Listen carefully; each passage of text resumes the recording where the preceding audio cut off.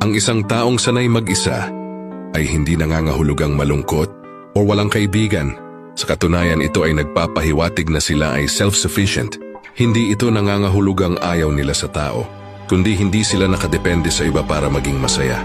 Ang kanilang kapayapaan ay galing sa loob at hindi ito nababatay sa dami ng kaibigan o sa atensyon na nakukuha nila dahil sanay sila na solusyonan ang mga problema ng mag-isa.